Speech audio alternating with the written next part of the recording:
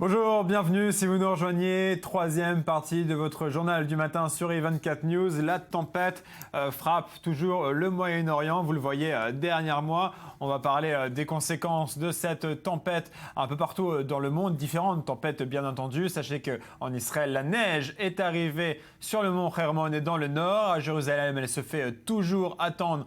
On en parlera dans quelques instants avec notre envoyé spécial Daniel Haïk. Mais d'abord, Laurent Hachouel, bonjour. Vous analysez l'économie internationale chaque jour pour i24 News.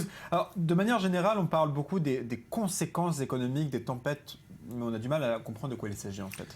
Il y a plusieurs conséquences économiques. On va prendre l'exemple des États-Unis où il y a eu des tempêtes de neige assez fortes en ce moment. Premièrement, premier coup sur l'assurance.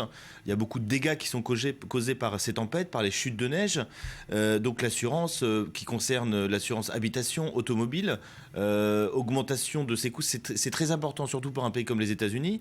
Le deuxième conséquence, c'est le ralentissement de la consommation, tout simplement parce que les gens ne sortent pas de chez eux, donc ne vont pas faire de shopping, ne vont pas dans leurs activités. On a un ralentissement de l'immobilier parce que les constructeurs ne peuvent plus construire, tout est arrêté. Aux États-Unis, l'immobilier est un facteur important de la reprise économique.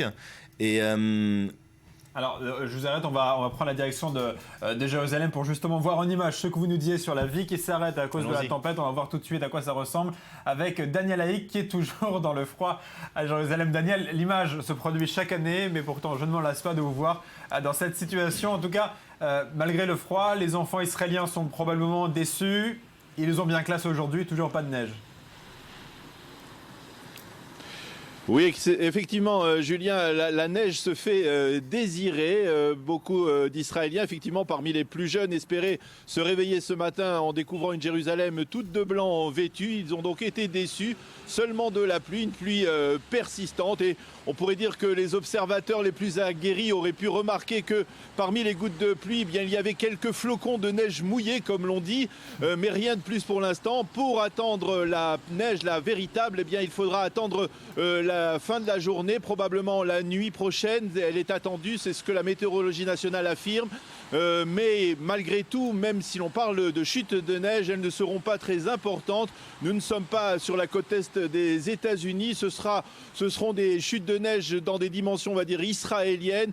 Plus 2, 3 ou 4 cm de neige plutôt que 20, 30 ou 40 cm de neige. C'est ce que la météorologie nationale annonce pour la nuit prochaine à Jérusalem. Alors Daniel, Laurent, un instant sur le plateau, parlait des pays qui fonctionnent au ralenti lors des tempêtes. Est-ce que c'est le cas à Jérusalem ou est-ce que, encore une fois, les autorités ont exagéré avec la météo ?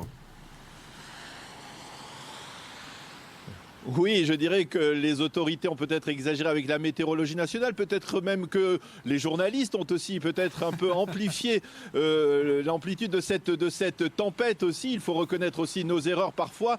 Et en fait, il s'agit tout simplement, nous sommes le 25 décembre, le 25 janvier, pardon, nous sommes en plein hiver. C'est tout à fait normal qu'il pleuve et que le cas échéant, à 900 mètres d'altitude, eh bien, il neige aussi. Les forces de sécurité de l'État d'Israël aussi, il faut le souligner, ont pris leurs dispositions parce que malgré tout, même si l'on est dans des circonstances, on va dire, plus ou moins exceptionnelles au niveau de la météorologie nationale, eh bien, la sécurité n'est jamais très loin. Il faut rappeler que l'année dernière, eh bien, lors des précédentes chutes de neige, eh bien, on avait remarqué que des jeunes Palestiniens avaient enveloppé des pierres de neige et avaient jeté apparemment d'inoffensives boules de neige en direction de véhicules israéliens sur les routes des territoires, et cela c'était parfois mal terminé par des accidents et des blessés. Donc là aussi, même dans des circonstances météorologiques exceptionnelles, eh bien, on prend des dispositions du côté de la défense nationale pour veiller et éviter que des attentats ne se produisent. Merci beaucoup Daniel Haïk de ces explications très complètes, donc en direct de Jérusalem. Laurent, vous êtes surpris un peu par ce qu'on a entendu ?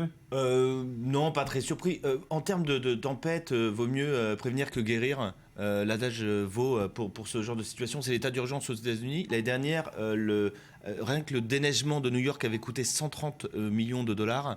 Et en 2014, les tempêtes et la neige avaient coûté près de 3,5 milliards de dollars à l'économie américaine dans son ensemble, avec toutes les conséquences automobiles, assurance et consommation. Surtout que lorsque les autorités ne prennent pas les mesures en amont, on leur reproche après. Exactement. Donc, moi j'habitais à New York il y a 4 ans quand il y a eu l'avis à tempête qui n'a pas eu lieu finalement, mais vaut mieux être prévenu.